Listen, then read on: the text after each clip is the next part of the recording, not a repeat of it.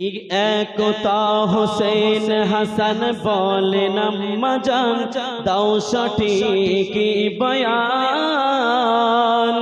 কার বৃহৎ শান কে তোমার বড় সন্তান, ইমাম হোসেন না হাসান। করতে হিসাব বহুক্ষণে বসেছি, হে রে মাগো তোমার কাছে এসেছি।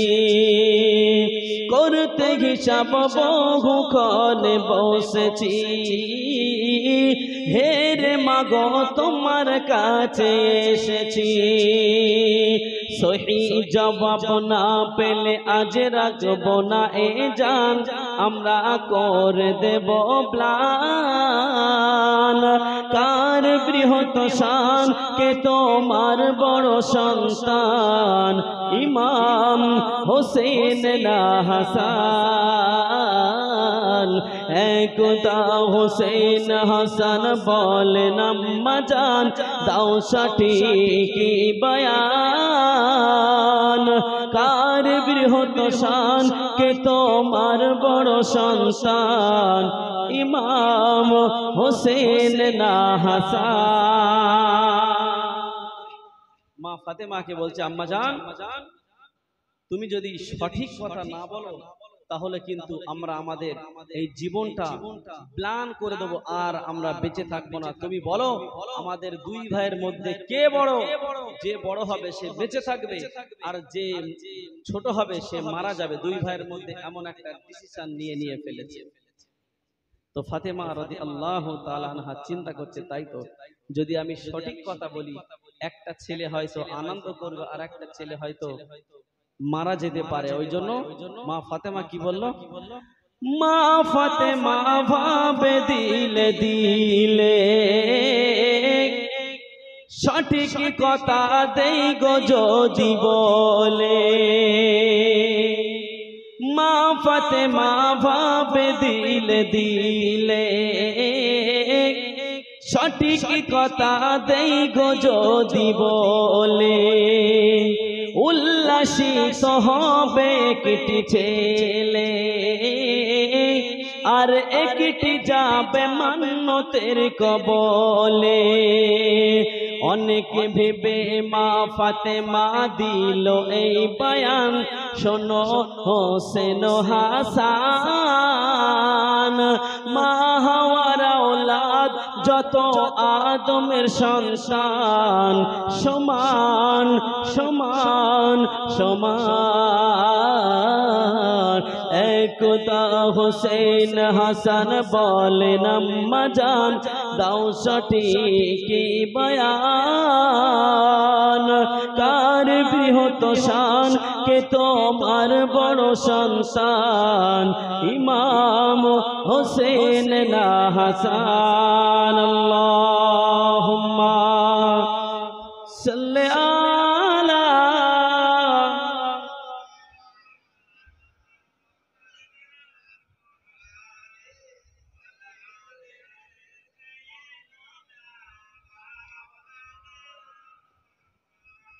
তো বাবাজি যে কথা বলতে বলতে এই পর্যন্ত ফাতেমা রাদিয়াল্লাহু তাআলা আনহা তানার পোশাকের আসল হাকিকতটা জেনে গেল, এবং ফাতেমা রাদিয়াল্লাহু তাআলা আনহার দুই ছেলে আস্তে আস্তে আস্তে আস্তে আস্তে আস্তে বড় হয়ে গেল। আল্লাহর নবী বলেছিল যে আমি মারা যাওয়ার 30 বছর পরে আমার ইমাম হাসান হুসাইন রাদিয়াল্লাহু তাআলা আনহুমা তানারাও ক্ষমতায় আসবে। আমি মারা যাওয়ার 30 বছর পরে ক্ষমতায় আসবে। তো তানারা ক্ষমতায় এসেছিল, কিন্তু ওই ইয়াজিদ তাদের ক্ষমতাটা টিকিয়ে রাখতে দেয়নি। তারা চক্রান্ত করে পলিটিক্স করে ইমাম হাসান হুসাইন দুই ভাইকে তারা মেরে দিয়েছিল। ইমাম হাসানের 4টে স্ত্রী ছিল। কটা বলেছি? এই কথা বলেন, কটা? 4টে স্ত্রী ছিল।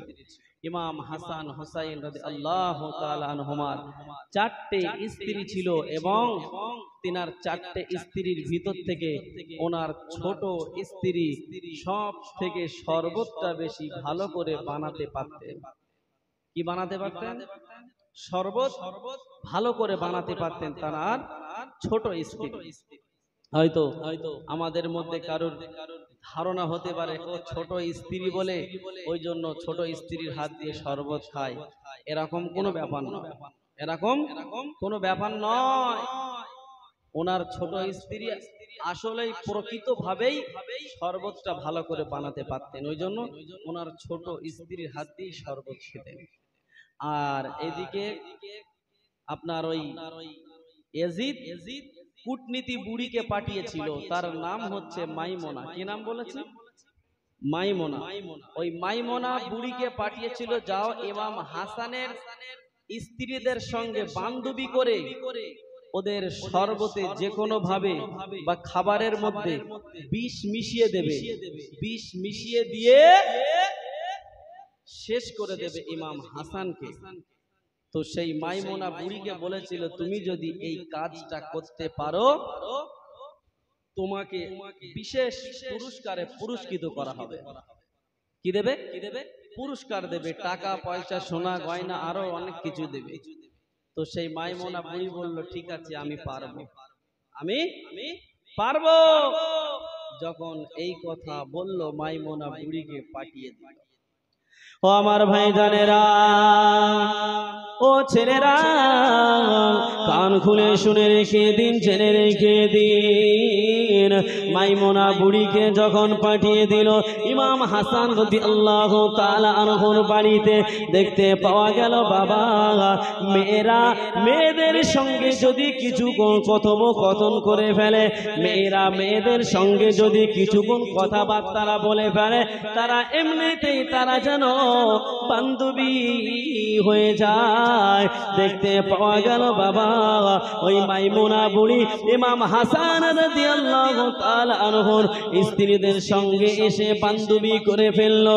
বান্ধবী করতে করতে তাদের বাড়িতে থাকতে লাগলো, খেতে লাগলো। ও আমার ভাইজানেরা, দেখতে পাওয়া গেল বেশ অনেক দিন হয়ে গেল, মাইমুনা বুড়ি দেখতে পাচ্ছে যে একজনের কাছ থেকে ইমাম হাসান শরবত পান করে। মাইমুনা বুড়ি হঠাৎ একদিন ইমাম হাসানের ছোট স্ত্রীকে জিজ্ঞাসা করলো, তোমার হাত দিয়ে কি তোমার স্বামী শরবত পান করে? ওই সময় মাইমুনা বুড়িকে বলল, হ্যাঁ আমি শরবত ভালো বানাতে পারি বলে আমার স্বামী আমার হাত দিয়ে শরবত পান করে। বলছে, হ্যাঁ আমি শরবতটা ভালো করে বানাতে পারি, তো ওই জন্য আমার স্বামী আমার হাত দিয়ে শরবতটা পান করে। এদিকে এই কথাটা শুনলো, আর ওর মাথার মধ্যে কিন্তু অন্যরকম খেলছে, ওর মাথার মধ্যে অন্যরকম খেলছে। কি তাহলে যদি এই ইমাম হাসান তার ছোট স্ত্রীর হাত দিয়ে শরবত পান করে, তাহলে আমার কাজটা এখান থেকে হাসিল করে নেওয়া হয়ে যাবে, কাজটা এখান থেকে আমার কি হবে, হাসিল করা যাবে। কেননা আমার জানা হয়ে গেল কার হাত দিয়ে শরবত খায়। ও আমার ভাইজানেরা, কান খুলে শুনে রেখে দিন, জেনে রেখে দিন, ইমাম হাসান রাদিয়াল্লাহু তাআলা আনহুর স্ত্রী শরবত বানায়, ইমাম হাসান খায়। হঠাৎ করে একদিন শরবতের মধ্যে মাইমুনা বুড়ি বিষ মিশিয়ে দিয়ে তার বাড়ি থেকে চলে গেল। ইমাম হাসান রাদিয়াল্লাহু তাআলা আনহু প্রত্যেক দিনের ন্যায় সেদিনেও শরবতটা পান করে নিল। দেখতে পাওয়া গেল বাবা ওই শরবতটা পান করতে করতে হঠাৎ দেখা গেল ইমাম হাসান রাদিয়াল্লাহু তাআলা আনহু যেন শরবতটা পান করার বেশ কিছুক্ষণ পর তার শরীরটা যেন কেমন দুর্বল হয়ে যাচ্ছে, শরীরটা কেমন যেন ঝিমিয়ে যাচ্ছে। ও আমার ভাইজানেরা, ইমাম হাসান রাদিয়াল্লাহু তাআলা আনহু আর সইতে পারে না, আর সহ্য করতে পারে না। যত সময় গড়িয়ে যায় ইমাম হাসান হুজুর কেমন দুর্বল হয়ে যায়। যত সময় গড়িয়ে যাচ্ছে ইমাম হাসান হুজুর আস্তে আস্তে আস্তে আস্তে যেন কেমন দুর্বল হয়ে যাচ্ছে, কেমন জয়ীফ হয়ে যাচ্ছে, কমজোর হয়ে যাচ্ছে। ও আমার ভাইজানেরা, ইমাম হাসান রাদিয়াল্লাহু তাআলা আনহু দেখতে পাওয়া গেল যত সময় গড়িয়ে যায় শরীরটা যেন কেমন দুর্বল হয়ে যায়। ইমাম হাসান হুজুর ওই সময় স্ত্রীকে বলল, ও আমার স্ত্রী, তুমি কি আজকের শরবত বানিয়েছো নাকি অন্য কেউ শরবত বানিয়েছে? ইমাম হাসানকে বলল, না, প্রত্যেক দিনের ন্যায় আজও আমি শরবত বানিয়েছি। ওই সময় বলে আমার স্ত্রী, আমি আজকের শরবতটা খাওয়ার পর আমি দেখতে পাচ্ছি আমার শরীরটা যেন কেমন ভেঙে যাচ্ছে। ইমাম হাসান ওই সময় বলে, আমি বুঝতে পেরেছি আমার মায়ের দোয়া কবুল হয়ে গেছে। ও আমার ভাইজানেরা, ইমাম হাসান রাদিয়াল্লাহু তাআলা আনহু বলল, আমার ভাইকে খবর দাও, আমার ভাই হুসাইনকে খবর দাও। ইমাম হুসাইন আসলো, ইমাম হুসাইনকে বলছে, ভাই হুসাইন, আমি আর বাঁচব না, আমি মারা যাব, কেননা আমার আর সময় বেশিক্ষণ নাই। ইমাম হুসাইন বলল, ভাই এমন কথা বলছো কেন ভাই?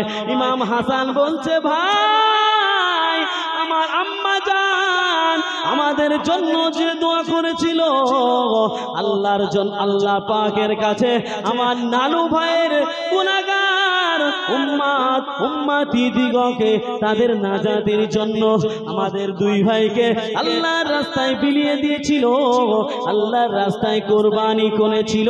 আমার আম্মা জানের দোয়া বুঝি কবুল হয়ে গেছে। ও আমার ভাইজান, ওই জন্য আমি আর বাঁচব না। ও আমার ভাইজান, আমাদের নানু ভাই বলেছিল যে সবুজ পাঞ্জাবি পরবে তাকে বিষ খাইয়ে মারা হবে।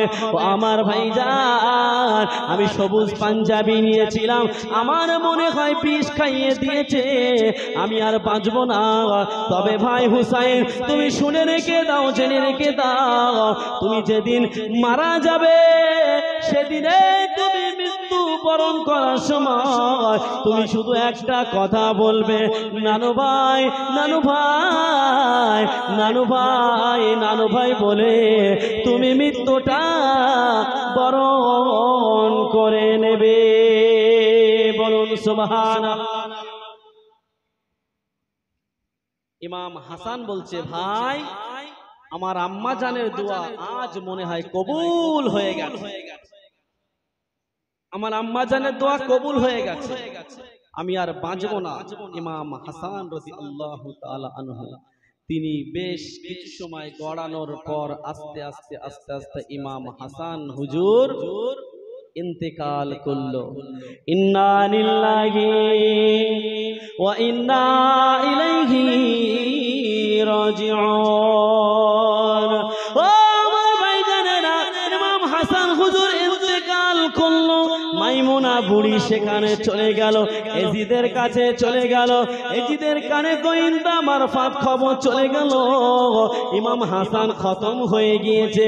এজিদ বলছে, একটাকে শেষ করে দিয়েছি, আর একটাকে যদি আমি শেষ করতে পারি তাহলে এই রাজ্যের রাজা আমি ইয়াজিদ হয়ে যাব। কি বলছে? যদি আমি আরেকটাকে খতম করতে পারি, শেষ করতে পারি, তাহলে এই রাজ্যের রাজা আমি হয়ে যাব, এবং এই এলাকায় যত মানুষ আছে সবাই আমার কথায় উঠবে, বসবে।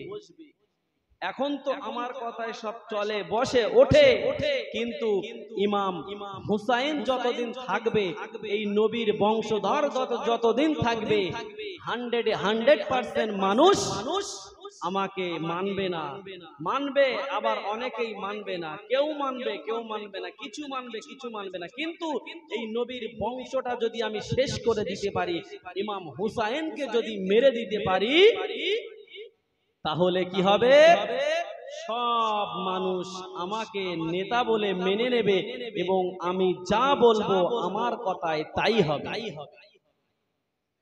ও আমার ভাইজানেরা, কান খুলে শুনে রেখে দিন, জেনে রেখে দিন, ওয়াজটা একটু বোঝার চেষ্টা করুন। ইমাম হুসাইনকে চিঠি পাঠাতে লাগলো, ইমাম হুসাইনকে চিঠি পাঠাতে লাগলো। ইয়াজিদ চিঠি লিখলো, ও ইমাম হুসাইন, কুফার মানুষেরা আমায় নেতা বলে মানে না, কুফার মানুষেরা আমাকে নেতা বলে মানছে না। তুমি নবী বংশের ছেলে, তারা তোমাকে নেতা বলে মানতে চায়। তুমি যদি কুফায় আসো তাহলে তোমাকে আমরা এই কুফার বাদশাহ বানিয়ে দেব। ইমাম হুসাইনকে বলছে যে কুফার মানুষেরা আমাকে নেতা বলে মানছে না, আমি ইয়াজিদ আমার নেতা বলে মানছে না। এক কাজ করো, তুমি আমাদের কুফায় চলে আসো, আমরা তোমাকে এই কুফার কি করব, নেতা বানিয়ে দেব, রাজা বানিয়ে দেব। তুমি যা বলবে তাই হবে, তোমার কথায় উঠবে বসবে সকলেই। এমন কি আমি ইয়াজিদ বলছি, আমিও তোমার কথায় উঠবো বসবো, তোমার কথাটা আমি মেনে নেব। আসলে কি সত্যি তাই হবে বলে মনে হয়?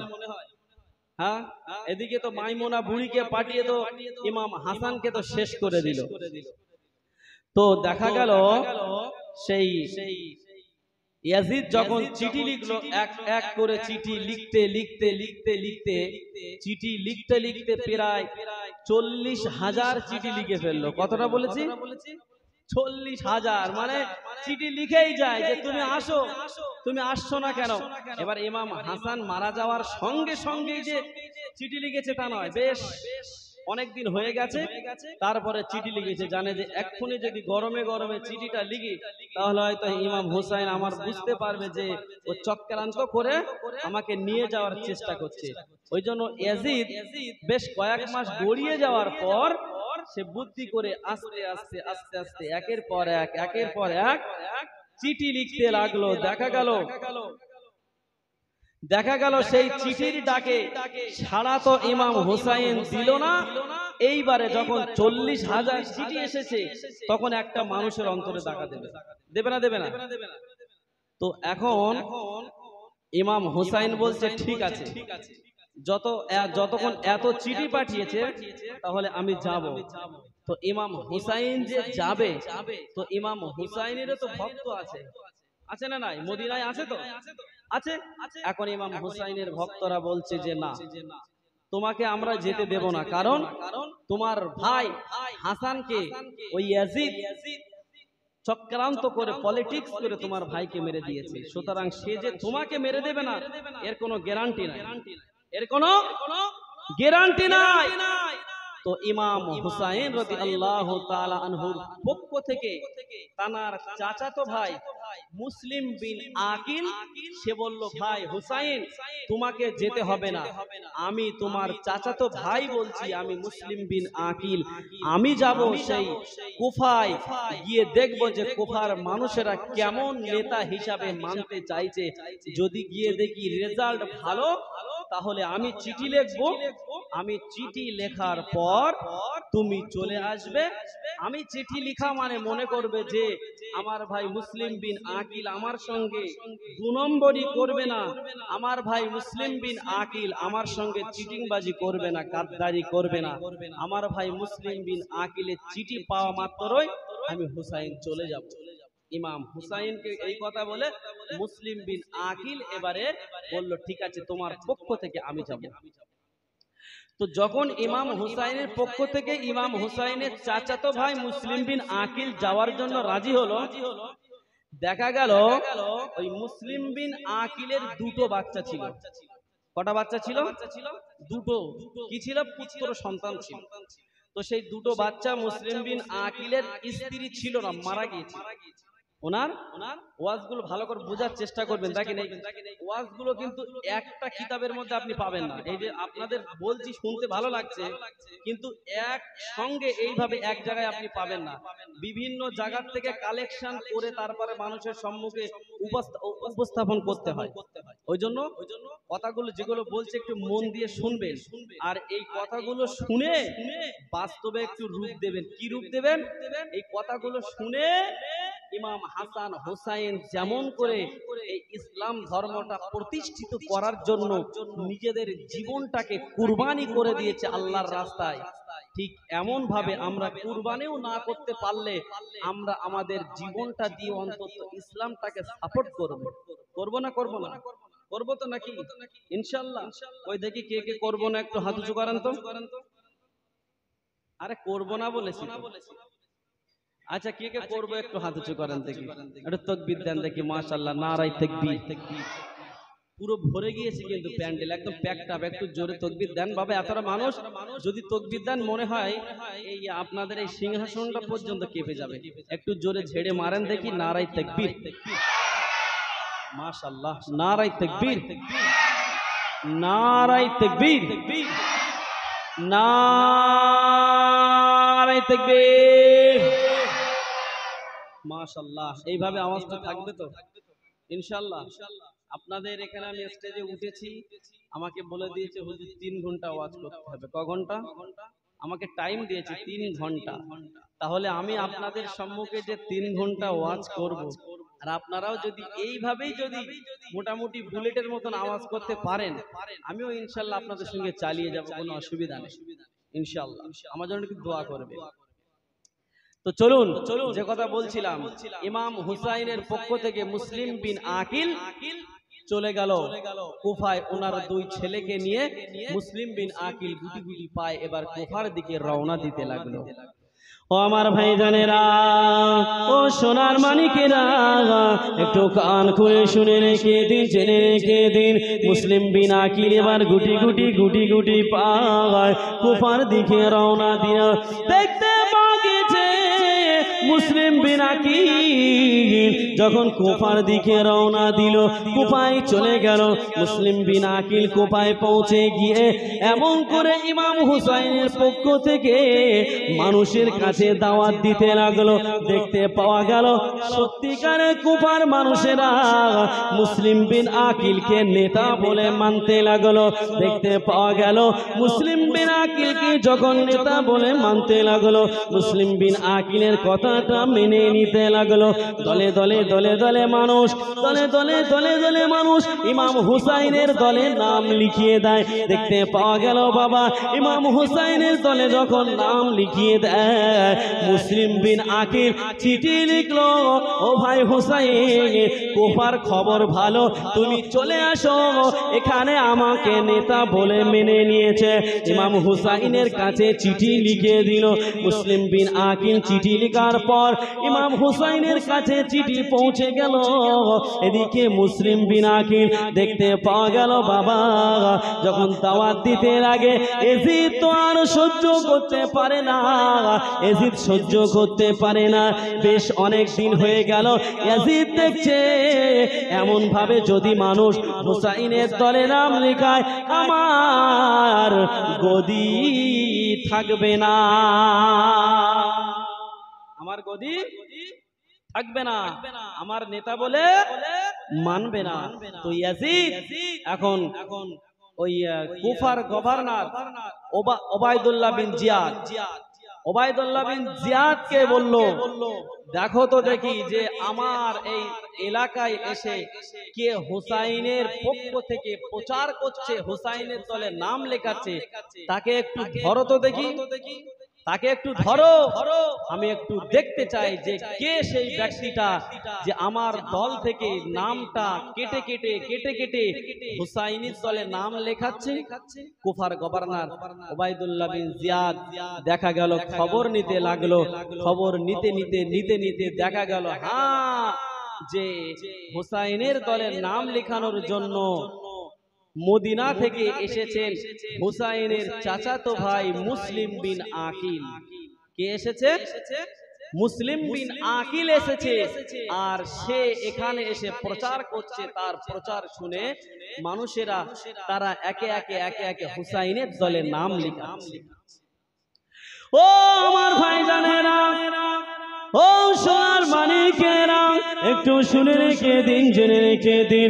ইমাম হুসাইন রাদিয়াল্লাহু তাআলা আনহুর দলে যারা যারা নাম লিখিয়েছে, ইমাম হুসাইনের পক্ষ থেকে যে মুসলিম বিন আকিল গিয়েছিল, দেখতে পাওয়া গিয়েছে বাবা মুসলিম বিন আকিলকে কুফার গভর্নর উবাইদুল্লাহ বিন জিয়াদ মুসলিম বিন আকিলকে ধরলো। মুসলিম বিন আকিলকে ধরে মুসলিম বিন আকিলকে হত্যা করে মেরে ফেললো, তার গর্দানটা কেটে দিল। তার গর্দানটা কেটে দিয়ে তার মাথার এক পাশ দিয়ে তীর ঢুকিয়ে অপর পাশ দিয়ে বার করে তার মাথাটা মানুষের সম্মুখে টাঙিয়ে রেখে দিল।